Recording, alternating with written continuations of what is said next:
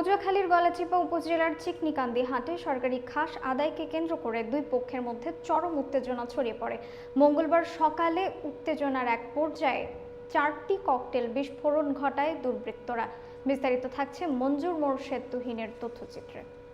এতে সাধারণ মানুষের মাঝে আতঙ্ক ছড়িয়ে পড়ে, তবে পুলিশ ও প্রশাসনের হস্তক্ষেপে পরিস্থিতি দ্রুত নিয়ন্ত্রণে আসে। স্থানীয় সূত্রে জানা গেছে, সরকারি হাট খাস আদায় নিয়ে মোহাম্মদ লিমন মৃধা ও মেহেদি হাসান মুকুল প্যাদা দুই পক্ষ সকাল থেকে পৃথকভাবে বিক্ষোভ মিছিল করেন।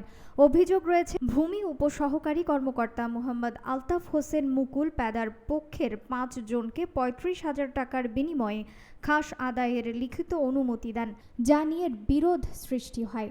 এ বিষয়ে গলাচিপা সহকারী কমিশনার মোহাম্মদ নাসিম রেজা বলেন, ইজারা না হওয়ায় ইউনিয়ন তহসিলদারের মাধ্যমে খাস আদায়ের সিদ্ধান্ত হয়েছিল।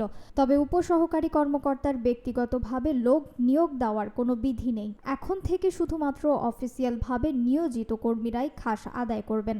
এদিকে ককটেল বিস্ফোরণের ঘটনায় কারা জড়িত ছিল তা জানা না গেলেও পুলিশ ঘটনাস্থল থেকে আলামত সংগ্রহ করেছে এবং তদন্ত চলছে।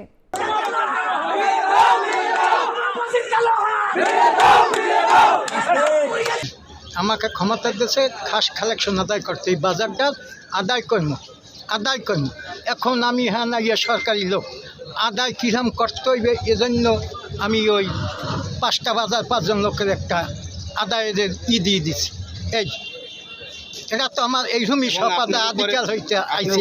যেহেতু নির্দিষ্ট সময়ের ভিতরে ইজারায় কেউ অংশগ্রহণ করেনি, সেক্ষেত্রে এটি খাস আদায়ের সিদ্ধান্ত হয়েছে যে সব ইউনিয়ন ভূমি উপসহকারী কর্মকর্তা এবং যারা আছেন তাদেরকে দায়িত্ব দেওয়া হয়েছে।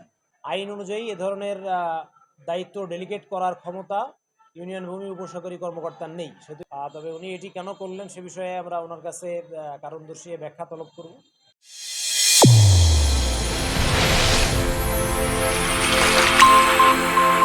চ্যানেল A1 হৃদয় রেসপন্স।